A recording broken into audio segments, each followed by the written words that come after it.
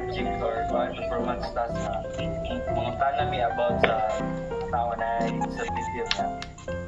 Ma'am, mga tanami unsay pangalan mo ma'am, kung edad, tapos unsay diagnosis nimo? So sa makausamay gabi sa tanan, ako day si Rian M. Diaz, and I am currently 21 years old.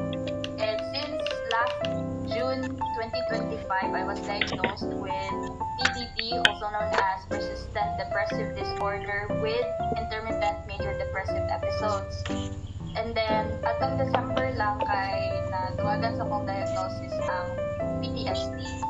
So ang ano sa ako ang persistent depressive disorder is I have been feeling depressed for more than 2 years, and karon lang din siya nag-start na siya ang depressive episodes around high school, and then karon lang yun na tuig na nakapa-diagnose ko. So more to siya.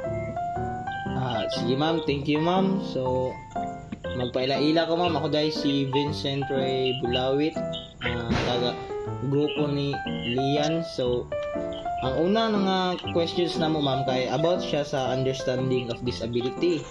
So ang first questions is, how would you describe your disabilities in your own words? In my own words, to be honest, wala dyan ko na ako'y idea before na ako'y depression, but since dili magod siya acceptable sa unang panahon, or kanang acceptable na siya pero it needs more understanding magod, especially sa mga pamilya, sa mga friends, and I thought na kanang simply I'm just sad and I needed some time to rest that day. Kaya tungkol sad ko, kapoy ko, without knowing na those signs na di ay sugod na yun akong depression. And then, naglala siya when it came to a point na nag-start ko attempt, disclaimer lang kasi na ay kuan sa na ay mag-trigger sa ako ang mga words. I tried attempting to end my life. Started in high school by overdosing and kani siya tipo sa inana siya.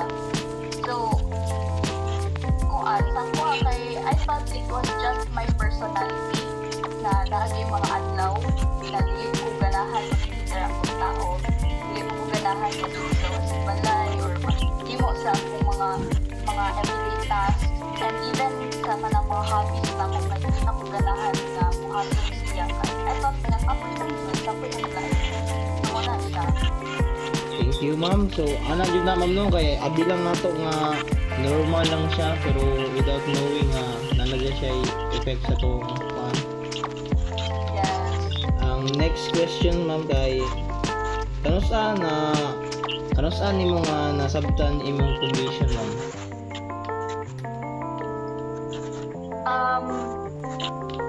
Nasabtan na ako siya karon lang yun po pag college na since I'm also a psychology student, and dara sa psychology kanang nag-deepen ang ako ang understanding sa tanang mga kaning disorder, mental disorders. And I thought man good nga pag moingon kag depression, simple nga depression lang na siya, pero kanang as you dig deeper gani sa psychological terms sa depression, dagan pili siya ka ng specific na mga terms kay dagan po siya specific na criteria na imo kailangan i-consider before you call someone na siya depression. Kaya na siya, and nasabtan na po na ko in a way na I am living with it, and also as a student of psychology and future psychologist. So, ano siya? Okay ma'am, thank you ma'am. Next questions ma'am is about siya sa personal feelings and experiences. So, how do you feel about having this disability? Kuan for others kay kanang they feel pity for me, or maybe kanang they feel proud because I was able to get help from a professional. kay kanang overwhelming siya and naadito sa tunga-tunga sa kalipay o kabuol kay kalipay itungod karon kabalo ko na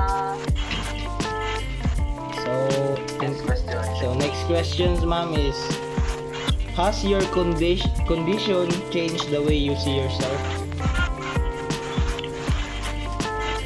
sa karon kay mas na po mag-question pagyapon ko ana but I think if you ask my friends or the people around me of them days matubad guro na nila po but somehow sa kuan sa akong own experiences very different yun from my high school self kay sa una high school ko kay kanang ginapugos na ko akong kaugalingon nga kanang malipay or magpalipay sa ubang tao napugos po na ko kung kaugalingon to be someone that I'm not meant to be tapos kadagayan karon nga nag-college jud ko and karon nga naana ko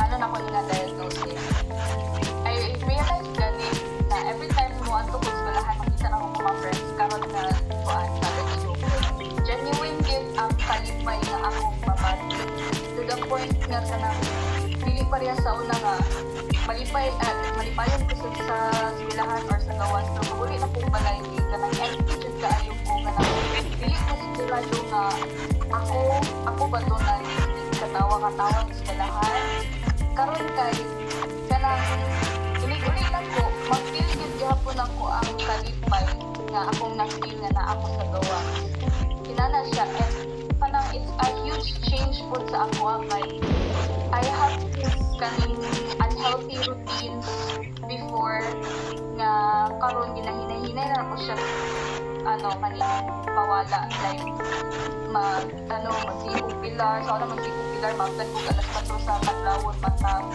karon kay akong lawas na gyud magtimaan siya sa oras sa akong tulog na kanang alas 10 alas 11 maina na oras sa makatulog na gyud ko and also makamata na po ko sa akong alarm which is kung siguro sa uban kung makatong sila ante makaingon sila nga normal naman dapat nga makatulog og sayo or makamata sa alarm pero para sa ako it is a small win and a small change maybe meaning that I meant for something sa akong life.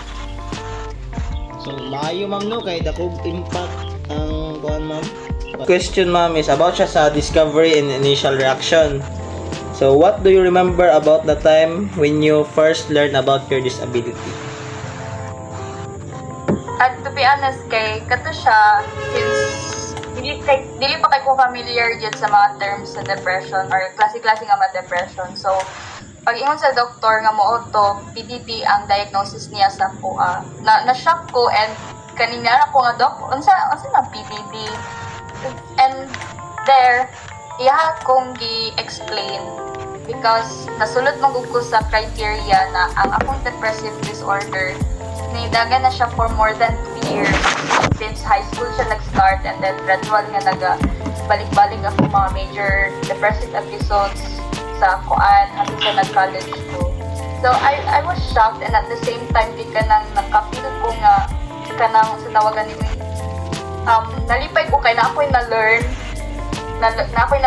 sa katunga diagnosis lang ko. So thank you ma'am and how did your family react about your conditions?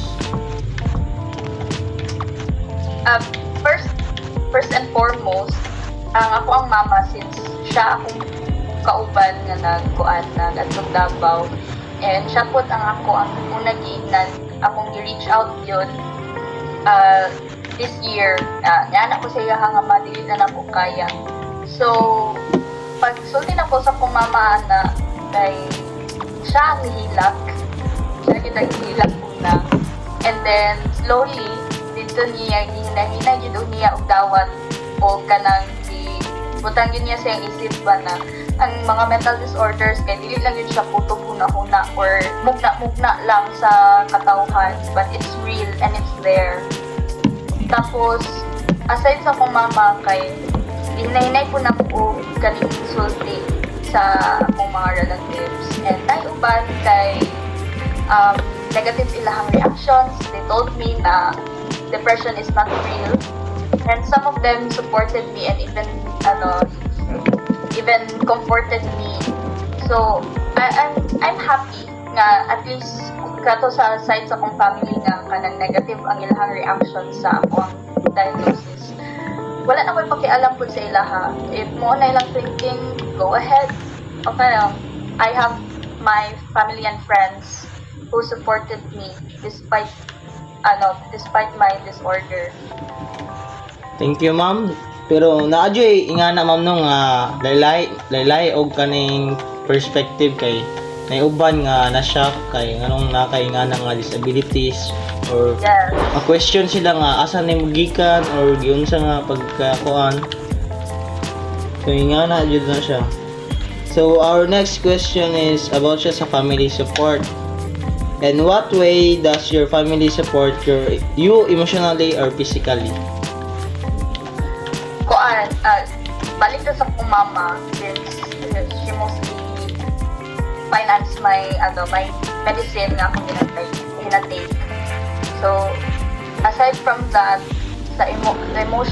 emotionally, kaning namo ko uban sa mga kay dili pwede nila madawat ba nga naa din ng depression or na mga mental disorders, pero kadugayan kay i-accept jud nila, and the way they supported me is kanang ihayaan na ko nila nga to speak up for myself and explain it to them hinahinay na kanang masabdan nila.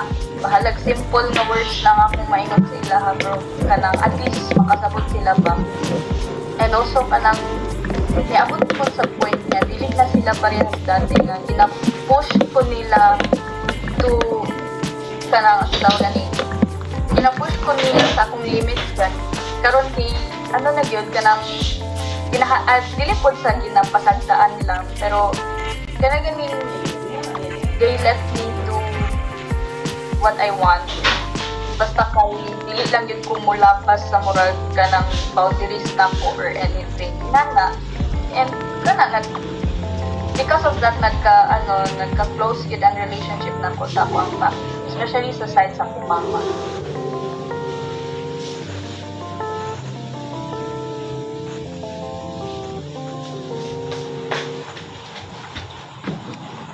So, thank you, ma'am. So, our next question is, who in your family helps you the most? Simple nga tubag akong mama yun. Ever since, although na may mga times nga dili may magkasinabot sa akong mama, but karon yun din. Mura na dyan big igsuon kay makasabot siya nako, at the same time ako po makasabot po niya kay nabi ajoy lahi may level sa akong mama kay syempre pila na edad sa akong mama and ako kay starting pa ko sa kaning adult life. So naagi mga butang na kinahanglan niya i-explain sa akuan sa tungod sa mga naagian, and napoy mga butang ako kung ina-explain sa iyaha sa akong generation. And kuan gyud makaingon jud ko nga I'm a mama's girl. Kinon saon. Okay, thank you, ma'am. So, for my part, kanang mawalan sa to sa akong part, mag-continue akong partner nga si Leah. So, mayong gabi sa ma'am, no? So, proceed na sa next question. Kami na question about family challenges. So, what challenges has your family encountered because of your disability? Mostly sa kanang pagdawat nila nga koan sa katinuod ng akong disability. Sa side sa akong mama kay nadawat hinahinay nila dawat nasabtan nila inana. But sa side sa akong papa kay actually we're not in good terms as of now because of this koan. I-disclose mo gud ako sa social media ang diagnosis in a way nga kanang to to advocate for mental health. And then, moto, sa side sa kong papa, kay daghang suko sa ako, gusto nila ipadelete daw na ako ang kong i-post because maulawan daw among family and mahugawan daw ang pangalan sa among family. So, na siya, naagay both positive and negative reactions sa duha ka side sa kong fam, but wala na ko'y pakialam. So, ani gining kasagaran nato nga mga ginikanan mo na uban nga positive ang kining ginang Feedback. Yeah, ang uban nga negative, no? So, next question, ma'am, kay how do they deal with those challenges? So, sama,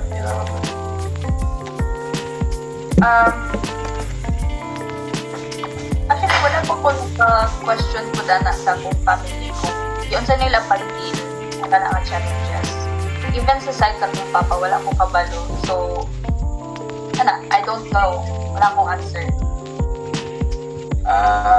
Sige. So, sa ato ang next nga munta na, ma'am, about niya sa school experiences. So, mo yung mga experiences sa school. So, what are some challenges you face in school because of your disability, ma'am? Sa una, kay happy mga instances na dili ko manikamot sa akong pag-eskwela, especially sa akong academics. And since I have low self-esteem before, kay dili ko anak ka-active and kanang masagi lang ko sa akong utok na kanang what mo-appeal ko og kanang student council, student government. God, masagi lang yun siya, pero dili na ko ginadayon ito mahadlok ko at pakulbaan ko. And ginadoubt yun ako kung kaugalingon. And isa po sa mga na-experience ako nga challenges before, kay ganing magsikog absent sa school, kay tungod kapoy ibangon, maskin sakto na kong tulog, kapoy jud ang lawas, sakit kay sa lawas, ana. And then katong naana ning diagnosis ako ay kanang dili man sa ingon nga gipugos na ko kung kaugalingon, but hinay-hinay na ko og change ang akong mga negative na kaning behavior ba na kaning kung paabot man sa point nga mar dili na ko kaya eskwela, dili lang po na ko puso na kong kaugalingon, but kanang mubawi jud ko sa next class. And karon kay na-surprise ko sa akong self kay active ko sa student council sa local government unit na mo sa college. So siya. So, grabe mo pag-spike sa imong disability kay active gyapon ka sa school, kanang officers gyapon ka, part ka sa student council sa mga non-academic club. So, grabe ka kuhan din mo, no? Wala dyan siya So, next question, ma'am, kay how do teachers and classmates respond? So, sa mga respond nila sa mga pagkabalo, mga disability. Ang ipang-ingnan gid ako mostly sa ako ang diagnosis or sa akong disability is ako mga psychology teachers. And then moto kay since they're also teaching psychology, when I told them about my disorder, na kanang nasabtan nila, which is na-surprise good ko kay wala mo good kay ko naka-experience o nga ang teacher gani mismo makasabot sa iyang estudyante. So they understood my situation, and at the same time kay gina-remind ko nila na maskin o kanang ingani dili gyud gihapon ko mag mulihis sa dalan, especially karon nga third year na ko. Tapos sa akong friends naman kay hinahinay lang po na ko sila o share or hinahinay na ko silang giingnan nga ako ingani kay I can't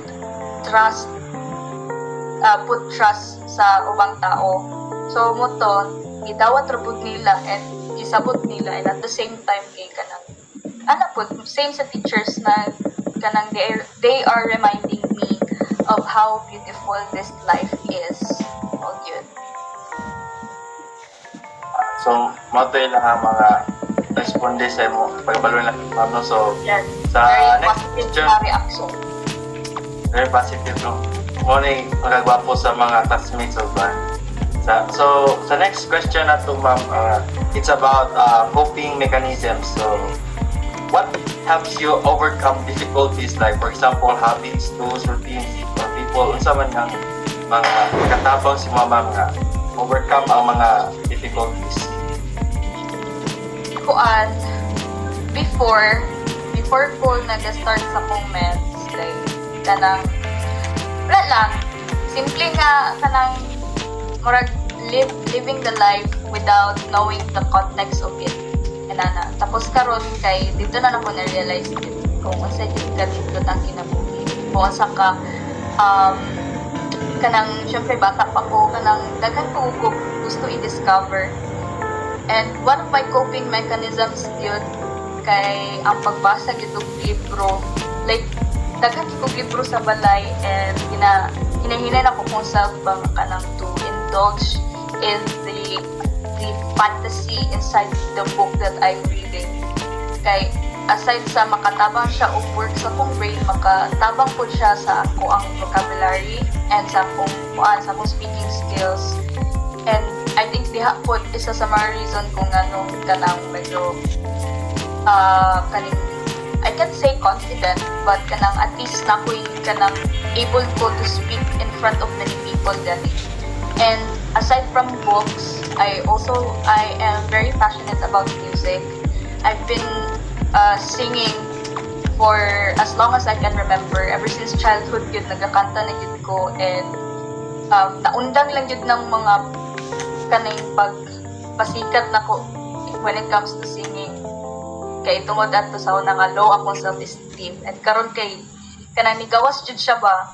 So muna siya isa sa mga hobbies o mga kuan ako nga kanang nakapatabang pud sa ako gani to appreciate life, to appreciate what I have now. So sabi wapo yung mga problem kay na yung singer ni ka ma'am. Ay, dipindi. So next question ma'am kay what keeps you motivated? So say ka-keep si mo nga mag-motivate ka ma'am. Daghan kaayo actually, pero ang isa dili isa, pero one of the things that made me motivated kay ako yung mother kay ever since yun sa akong pagkabata, she sacrificed everything para lang na matagaan ko niya maayo ang kinabuhi, mahatag niya, although dili man ako gusto, pero mahatag niya ang kung unsay kailangan nako. And I've learned to appreciate a lot of the sacrifices nga iyahan himo yun para sa amo o sa amo ang pamilya. And also aside from my mom, kay my friends akong friends yun kay wala jud ko nila gibiyaan gani samot na sa mga panahon nga ganang nangailangan ko nila. They were naa sila sa akong tapat, and they always remind me yun sa kung sa ka-importante ang kinabuhi o sa gina-joke ko nila nga ayo sa una-una o sa management sa taas ha. Well, kanang ano lang good, it's a reminder ba nga kanang nito jud ang life ana kanang abot jud ko sa point ron nga kanang grabe na ko ka-appreciate yun sa tanan, small things and big things.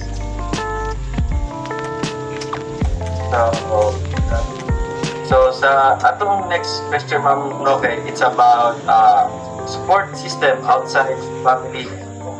So sa kanina question ma'am, kay who supports you aside from your family, teachers, friends, and mentors? So kinsa ang mga suporta sa mga aside sa imong pamilya ma'am?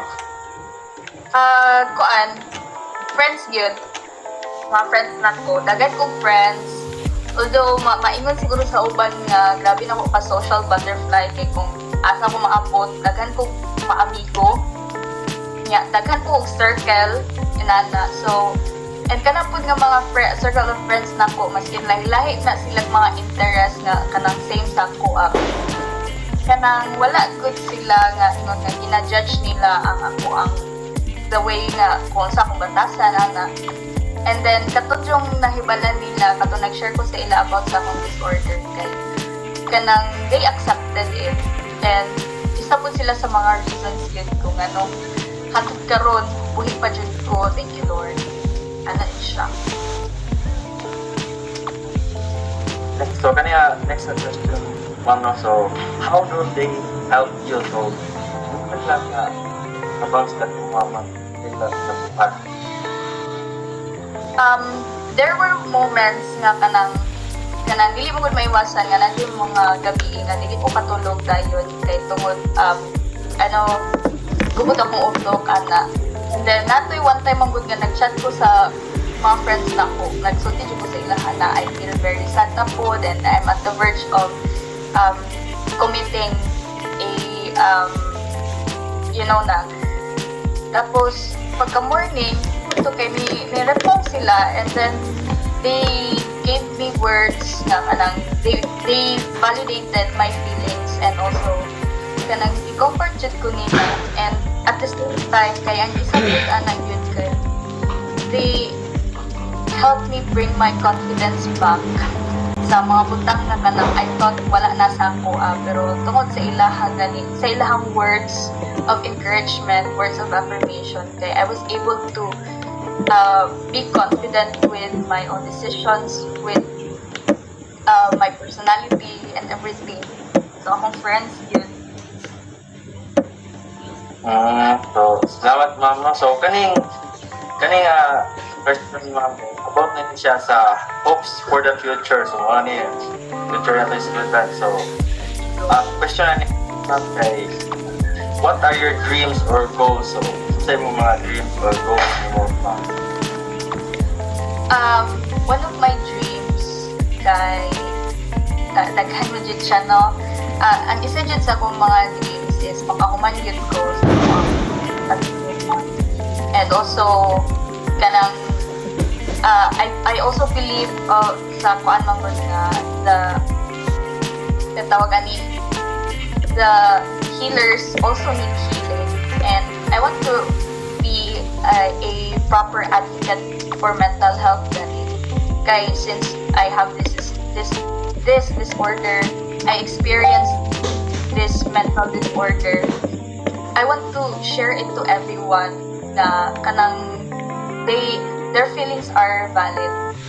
And ang pinaka biggest goal jud nako kay mahimo yung psychologist someday. And kung ano man kung kaluyan sa Ginoo basin di ay nga mahimo kong doktor. Bukod may mong mag-work sa psychiatry kay kanang wala ta kabalo. Also ay isa po sa kung mga hopes and mga dreams and goal kay to be able to use my knowledge in mental health to serve my church, to serve my religion kay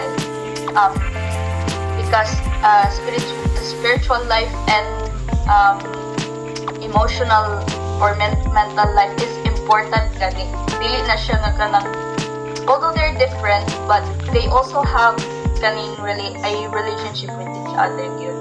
So kana siya. So last question ma'am no more than last na yun so how do you think your disability will influence your future? Sa to nagkuan ka Sabi, so mo ako ma'am no so yes. how do you think your disability will influence your future?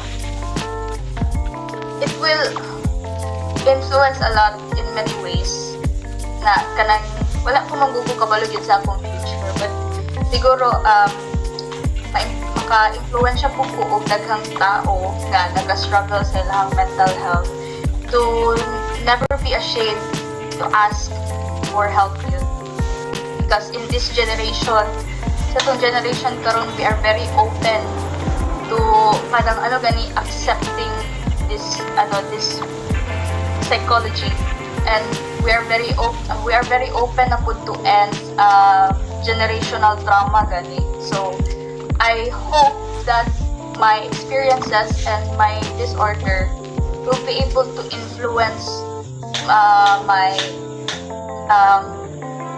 other mental health advocates and also ang mga parents and mga older generations nato na kanang to slowly accept the reality of mental health. So, mauro to ma'am, no? Salamat kayo sa pagkain o oras sa nga ma-interview ka ma'am no o usa pa kani nga interview maka-reach ninyo ka awareness to sa banda. As depression, feel like depression lang. There's a lot of symptoms ito na matawag. Depression, feel like depression. Nabot depression. So, pwede ba may mga ayaw sa mga mamong mo kaya ito later after running nga kwan after running nga ito. Okay, thank you, ma'am. So, thank you ma'am. Ako lang to. Thank you. Bye, ma'am. Okay.